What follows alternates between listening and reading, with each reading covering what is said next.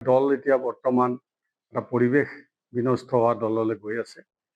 ভূপেন বৰা থকাৰ দিনলৈকে দল ঠিকে আছিল। গৌৰৱ গগৈ ডাঙৰীয়া অসমৰ নেতৃত্ব লোৱাৰ পিছত দলৰ গ্ৰাফটো ওপৰত যাব বুলি আমি আশা কৰিছিলোঁ। গ্ৰাফটো এতিয়া তললৈ গৈ আছে।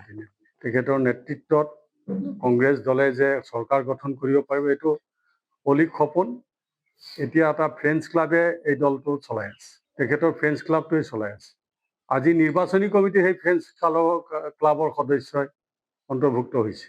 গতিকে আমি কোনো ফ্ৰেণ্ডছ ক্লাবৰ সদস্যক লৈ বা ফ্ৰেণ্ডছ ক্লাব হৈ থকা দল এটাত আমি নাথাকিব নিবিচাৰোঁ। ভাৰতীয় জাতীয় কংগ্ৰেছক ভাল পাওঁ। গতিকে এতিয়া দলৰ যি বিশৃংখলতা হৈছে, বিশৃংখলতাৰ মাজত সোমাই আমি কাম কৰিব নোৱাৰোঁ বুলি ভাবিছোঁ। পৰিৱেশ নাই কাম কৰা।